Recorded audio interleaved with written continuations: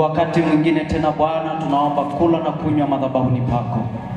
Tunaomba elimu yako Bwana itoshayo kutusaidia Mungu kuyaishi yaliyo mapenzi yako katika ulimwengu huu. Umetuleta Bwana kwa makusudi yako, umetuleta Bwana kwa mapenzi yako katika madhabahu hii. Leo tarehe 1 ikiwa ni siku ya kwanza kabisa Bwana, siku limbuko katika siku zote katika mwezi huu wa pili. Tunajiweka wakfu katika jina la Yesu katika ibada hii. Tufundishe, tuelekeze, tupe neema yako Bwana kuyajua yaliyo mapenzi yako katika jina la Yesu na katika damu ya Yesu. Tunapoketi katika uwepo wako, sema nasi. Tunaomba utulivu kabisa wa nafsi zetu, utulivu wa mawazo, utulivu wa roho zetu. Sema na mioyo yetu na nafsi zetu katika jina la Yesu. Amen. Nani ameleta diary? Nyosha mkono juu kabisa.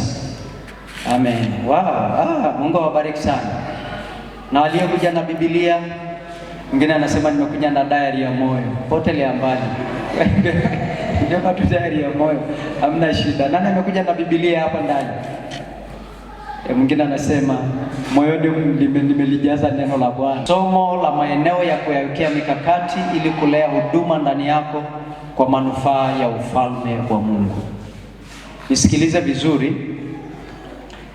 Kila ambaye Mungu amemuumba, Mungu amewekeza kitu cha muhimu kwa faida ya ufalme wa Mungu ndani yake.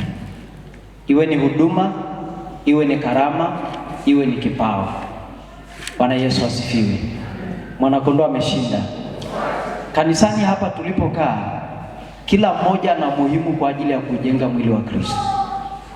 Kwa hiyo wewe binafsi, wewe hicho kitu unacho cha kusababisha mwili wa Kristo kuwa salama. Nataka niseme na wewe kidogo jambo hili. Maeneo haya ambayo tunaenda kuyatafakari ni maeneo muhimu sana kwa kanisa, taasisi au jamii au ukoo au familia kuwekeza. Tunaposema mikakati, maana yake kuandaa mpango maalum. Iwe ni mpango wa kuwekeza muda, iwe ni mpango wa kuwekeza kiuchumi. Wekeza ili kuhakikisha kwamba huduma aliyowekeza Mungu ndani yako inakuwa, inaongezeka, inaleta manufaa kwenye ufalme wa Mungu. Bwana Yesu asifiwe. Kama una huduma ya unabii, maana yake palilia hicho kitu ndani yako. Kama una huduma ya kuwa mwombaji, una karama ya kuomba, Mungu amekupa nafasi na hicho kipawa, maana yake palilia hicho kitu ili kuhakikisha kwamba inamea ndani yako, inakuwa na kumzalia Mungu matunda. Ni vigumu sana kuwa na kipawa ndani au huduma ndani yako ambayo haifanyi kazi. Mungu anahuzunishwa na talanta aliyoweka ndani ya Wakristo wengi, hasa katika kipindi hiki. Hawafanyi huduma. Wakipewa nafasi ya kutumika, hawatumiki kwa kiwango ambacho Mungu anapendezwa nao. Unatumika kana kwamba umelazimishwa, umesukumwa. Ndio ile Petro anasema, msifanye kana kwamba, msipende kusukumwa kwa kazi ya Mungu. Yaani mpaka tukubembeleze, mpaka tukulazimu, yaani mpaka tukushawishi, yaani mpaka mchungaji asimame aongee, mpaka mishipa inasimama namna hii. Ndio nasema jamani, tumhurumie mchungaji, ameongea sana. Lakini hicho kitu Mungu ameweka ndani yao. Bwana Yesu asifiwe. Hebu fikiria, hapa tuna mainjinia wa kutosha. Hapa tuna walimu wa kutosha. Hapa tuna watu wa karama na huduma mbalimbali kabisa, ambayo kwa maisha yao kanisa tusingekuwa tunaposema habari ya kufundisha watoto, hatuna haja ya kutafuta walimu kwa sababu tunao ndani ya kanisa. Tunaposema habari ya mambo ya ukaguzi, wapo wanatusimamia, wanatuelekeza. Mnataka mchungaji ndo aseme fulani, na wakati fulani ukipewa hiyo nafasi ufanye, alafu atakayefanya unanungunika. Unasema fulani naye anajifanya tu ana kielele. Wewe una kielele hivi, unajielewa kweli? Wewe ufanye, na bahati mbaya sasa siku hizi katika jamii tulizonazo, hafanyi yeye, na atakayefanya atainuliwa vita juu yake isiyo ya kawaida. Unafikiri ni kwa nini? Ni kwa sababu watu hawako tayari kujipeleleza ndani yao na kuhakikisha wanakuwa kila siku katika kumtumikia na kumhudumia Mungu wetu. Hawawazi habari ya ufalme wa Mungu, wanawaza juu ya nafsi zao na maisha yao wenyewe. Bwana Yesu asifiwe. Haleluya. Maeneo haya ni maeneo ambayo iwe ni kanisa, kwa mfano kama kanisa hili, ushirika huu, jimbo letu, taasisi, iwe ni ushirika, iwe ni kwa maana ya mtaa fulani, iwe ni idara husika, iwe ni mtu binafsi, ni lazima uwekee mikakati ya kwako binafsi ili kuhakikisha huduma inakuwa na kuleta matokeo kwenye ufalme wa Mungu. Nirudie kwa kusema, kiwango ambacho huduma yako inakuwa lazima itasababisha matokeo kwenye ufalme. Waraka wa kwanza wa Mtume Paulo kwa Korintho, ule waraka wa kwanza, sura ile ya 15, mstari ule wa 10. Biblia inasema, lakini kwa neema ya Mungu nimekuwa nilivyo. Paulo anazungumza habari ya hali ya maisha yake binafsi. Kuna aina ya maisha tunayoishi tusipoipa kipaumbele neema ya Mungu kabla ya karama na kipawa na huduma, hatutafanya kazi ya Mungu. Neema kwanza, kwa sababu ndio neema inayotufanya tustahili kutumika katika zile nafasi. Bwana Yesu asifiwe. Kwa haya maeneo tunaenda kuangalia, cha kwanza unachotakiwa kufikiria, neema ya Mungu. Si kwa sababu unastahili kupewa hiyo huduma. Kuna mtu mwingine amepewa karama, anafikiria amestahili. Hujastahili, umeneemeshwa tu. Bwana Yesu asifiwe. Haleluya. Haleluya. Hata mimi ukiona nimesimama hapa, sio kwamba nilistahili, ni neema tu.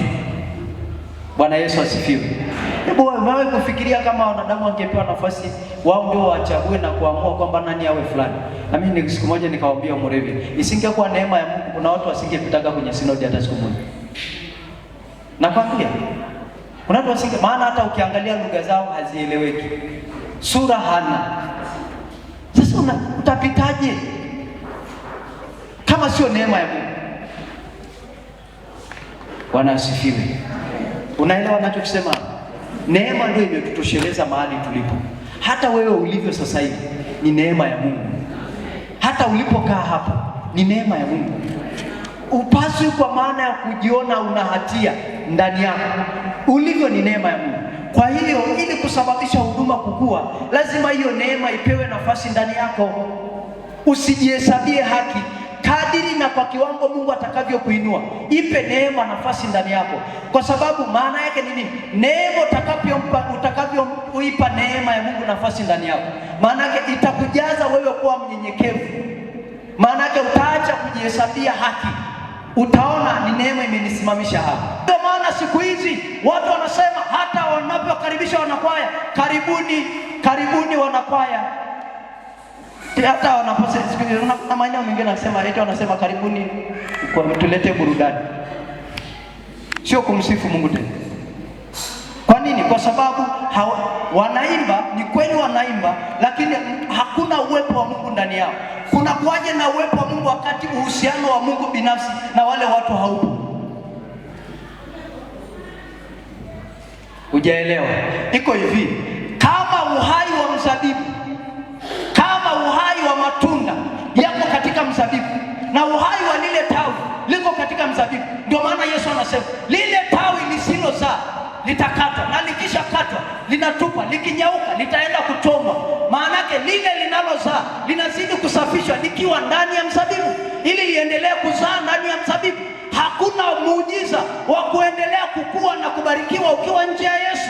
Ukitaka msaada wa Mungu lazima uwe ndani ya Kristo kwanza. Tengeneza uhusiano wako binafsi na Mungu. Wewe hujaona watu wanaangalia, yuko tayari apoteze uhusiano wake na Mungu ili aolewe, kana kwamba ndoa ina uzima wa milele. Hujaelewa ndoa ina nini. Uko tayari kuajiriwa kwa rushwa, lakini hiyo kazi unayopokea haina uhusiano na Mungu wako.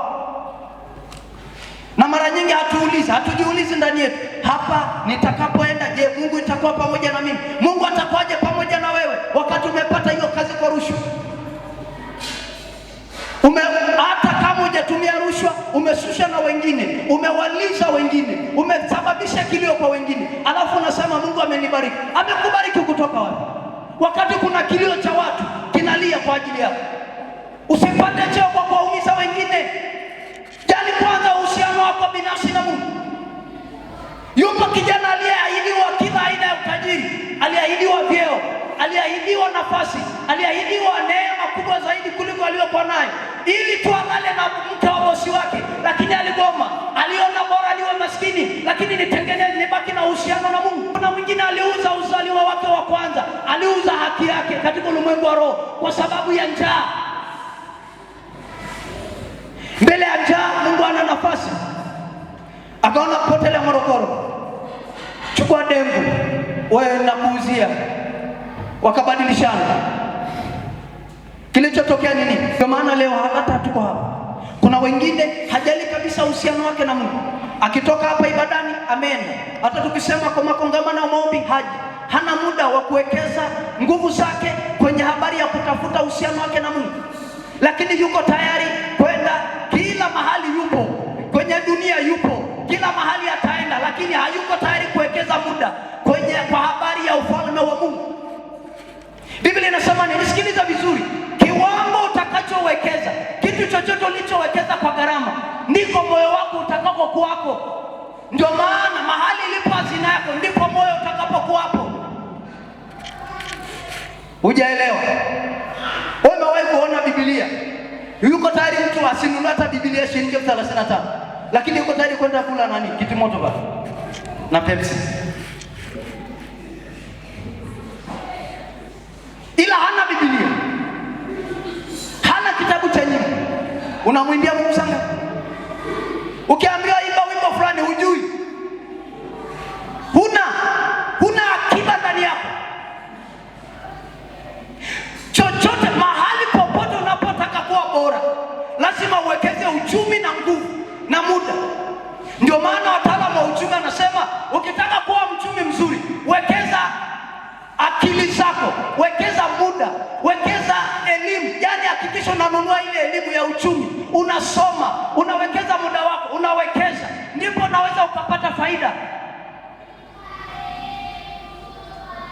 Sasa kuna watu wengine hapa ni Mkristo, yuko kanisani, ametulia, kila ibada anakuja tu mradi mzee wa kanisa nione, sijui nani akuone. Unaelewa unachokifanya wewe?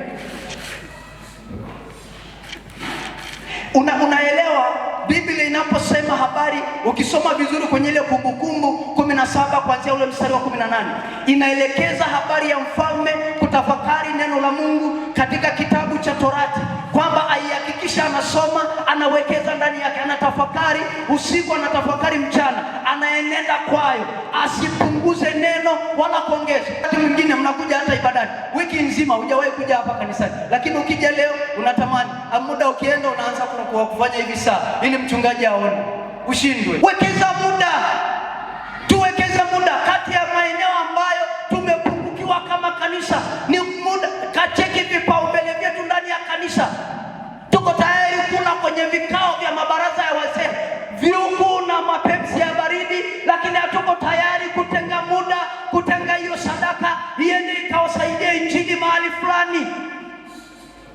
Na ndio maana ikija swala la mkutano injili, mkutano injili ni gharama mchungaji. Achana nayo mchungaji Mary. Utamhubiria nani hapa mtumishi wa Mungu? Achana naye, tena wanakuambia kwa maneno ya kubembeleza.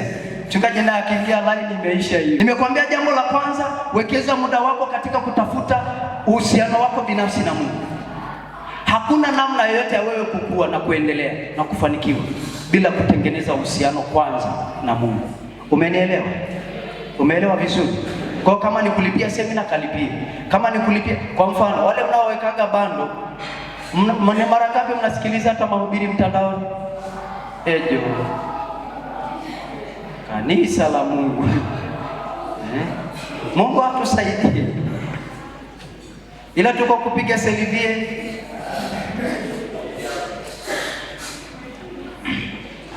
Unamweka mama kwenye mtandao pale, unamsema Mungu nilindie mama yangu. Kasema huyo Mungu anayesoma status huyu. Kimemaana hapa. Maeneo ya pili ya kuwekea mkakati ni urekebishaji wa tabia. Jambo la pili, urekebishaji wa nini? Mwambie jirani yako, rekebisha tabia yako. Yes. Kwa wale Wanyakyusa wanasema character performance. Kuna watu ndani ya kanisa, kuna watu kwenye biashara, ni kweli wameokoka, ni kweli wananena kwa lugha, ni kweli wewe ni mzee wa kanisa, hiyo sina shida nayo. Ni kweli wewe ni mwimbaji, ukiimba mpaka ardhi inatetemeka, sawa. Lakini kiwango ulicho nacho umebakiwa nayo kwa sababu ya aina ya tabia ulio nayo, ambayo imekushika, imekuganda, kwamba huwezi hata kuacha.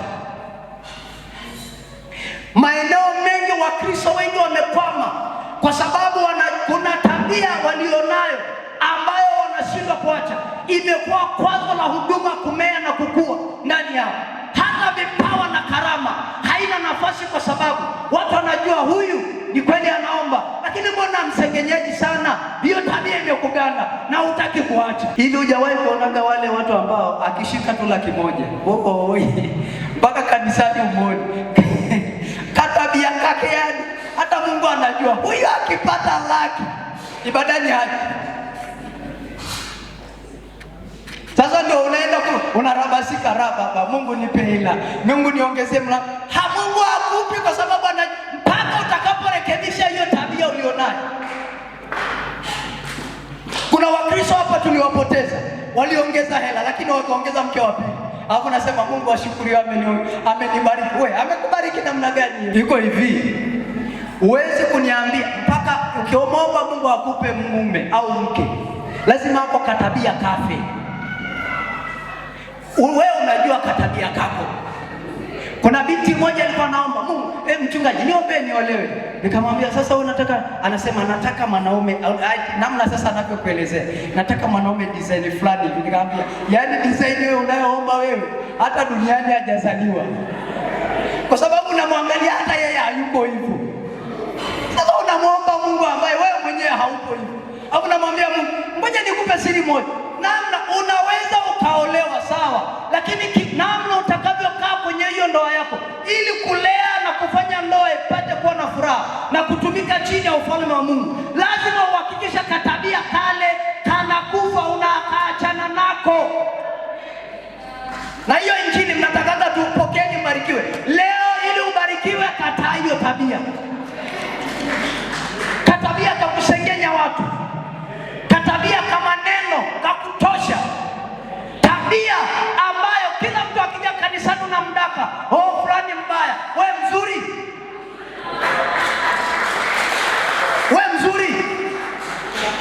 Kuna watu tumewakosesha nafasi ya utumishi kwa sababu tu ya namna tulivyotengenezea karakta iliyo chafu. Mwenendo wenu na uwe mzuri kati ya mataifa, ili watakapoyaona pale wanapowasingizia mabaya, watakapoyaona matendo yenu mazuri, wamtukuze Mungu siku ya kujiliwa. Mwenendo wako uko namna gani? Aina ya mwenendo ulionao ndio itakusababisha ukue au dumae. Kuna cheo ulichonacho kitabaki hivyo hivyo usipochunga namna ya tabia unavyoenenda.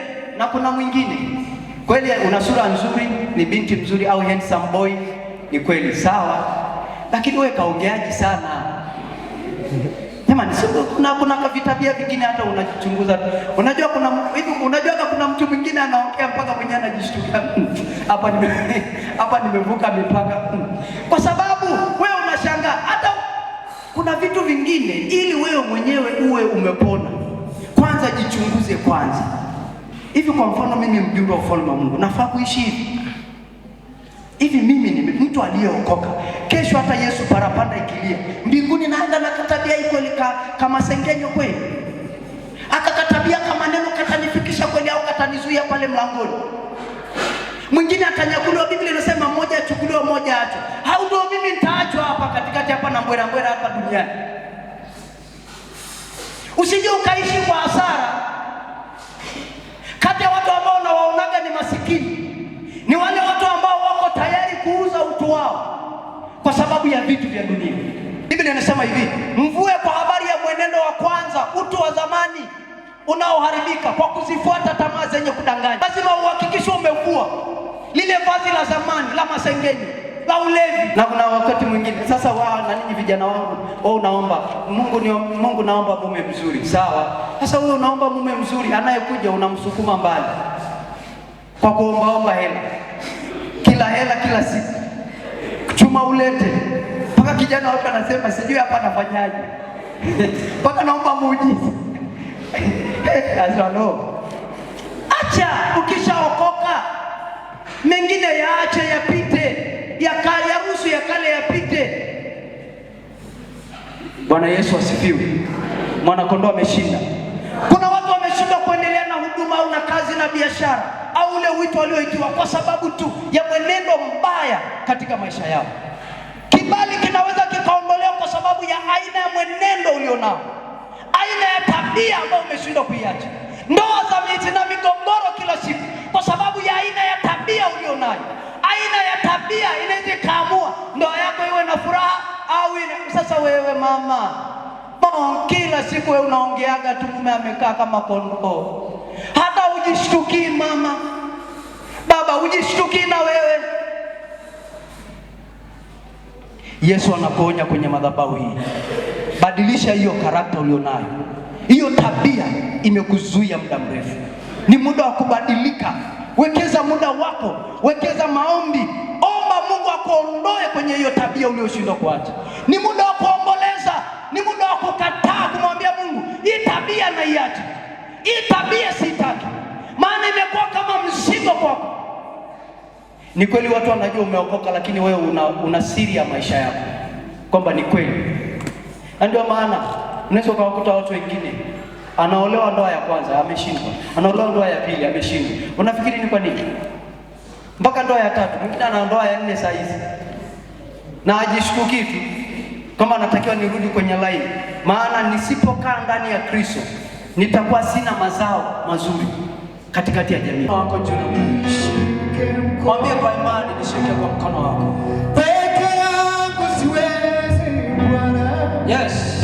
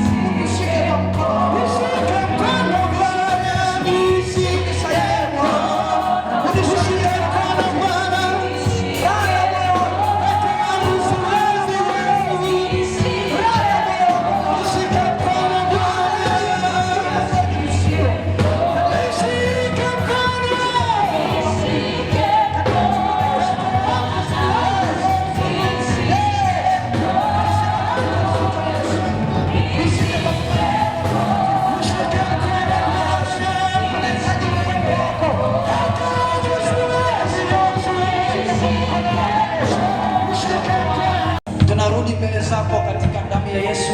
Tunatubu kila uovu na kila dhambi katika damu ya Yesu iliyotutenga na uso wako, iliyotufarakanisha na uso wako. Neno lako linasema katika Isaya, dhambi zenu ndizo zilizowafarakanisha na Mungu wenu. Baba, tunarudi mbele zako. Tusamehe katika jina la Yesu kama kanisa.